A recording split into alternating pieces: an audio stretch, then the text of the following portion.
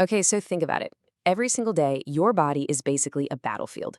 You've got bacteria, viruses, all sorts of microscopic invaders trying to get in. But we have this incredible, sophisticated defense force working 24/7 to protect us, our immune system. It's this amazing network of cells and organs that, keeps us safe. So, yeah, your immune system is the ultimate bodyguard. But here's the question we're diving into today, and it's a big one.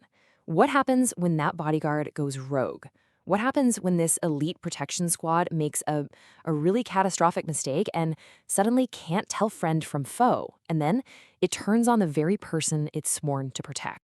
All right, so to really get our heads around how this whole system can go so wrong, we've got to first appreciate just how brilliantly it's designed when it's working right. It's not just some single wall. It's a whole series of layered defenses, and each one is smarter than the one before it. Okay, so your immune system basically has two main branches. First up is the innate system. Think of these guys as the first responders on the scene. They're super fast, they're pretty generic, and they just attack any intruder right away. But then you've got the adaptive system. These are your special forces. Now they're a bit slower to get going, but they create a highly specific, custom plan for every single threat. And, this part is absolutely crucial, they remember their enemies. That memory is key, for better, and as we'll see, sometimes for worse. So let's walk through how this whole strategy plays out. Your first line of defense, that's your physical barriers, right? Your skin, mucus, stuff that just blocks most invaders from ever getting in. But if a pathogen does manage to break through, that's when the second line, the innate response, kicks into gear. This means inflammation and these cells called phagocytes, which are basically eater cells that just go around gobbling up invaders. Now, if the threat still isn't handled, that's when the third and most sophisticated line gets activated, the adaptive response.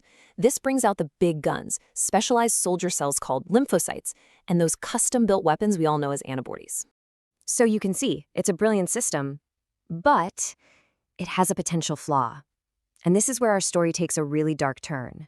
What happens when this finely tuned machine just loses its ability to tell the difference between you and not you? Well, that's when your own protectors become the attackers. And that brings us right to the heart of it, the core definition. An autoimmune disease is essentially a case of friendly fire. It's when the immune system malfunctions and literally launches an attack against your body's own healthy cells and tissues, mistaking them for dangerous invaders. And this isn't some rare fringe problem. We're talking about a staggering 5 to 8% of the entire population in developed countries. Just think about that. That is millions and millions of people whose own defense systems have literally turned against them. Now, not all these autoimmune attacks are the same. They pretty much fall into two main buckets. You have the organ-specific ones, like type 1 diabetes, where the immune system just laser focuses its attack on one place. In that case, the insulin-producing cells in the pancreas. But then you have the systemic ones, which means the attack is widespread, causing damage all throughout the body. Think of things like lupus or rheumatoid arthritis. And the impact this can have on someone's daily life is, well, it's immense. The symptoms can be all over the place, but there are some common threads you see again and again. A kind of deep, pervasive fatigue is a huge one. Then there's joint pain and swelling, skin problems like rashes, recurring fevers. And what makes this all so incredibly challenging is that these symptoms can look like 100 other things. It makes getting a diagnosis a really, really difficult puzzle to solve. So, of course, this all leads to the billion-dollar question: why? Why on earth does the immune system make such a fundamental, disastrous error? Well, the truth is, there's no single smoking gun. It's actually more like a detective story with a whole lineup of suspects. Yeah, it's not just one thing. It's this incredibly complex web of factors. As researchers from the Al-Kalam Journal of Medical and Applied Sciences put it, these diseases come from a complex interplay of genetic, environmental, immunological, and hormonal factors. Basically, it's the perfect storm, a bunch of different things coming together to cause the body's self-tolerance to just break down. So let's start with the first suspect, genetics. We know for a fact that these diseases tend to run in families, which is a huge clue. There are specific genes, especially a group called the HLA genes, which are kind of like the ID checkers for your immune system, that are major risk factors. But here's the thing, it's not a simple one gene, one disease deal.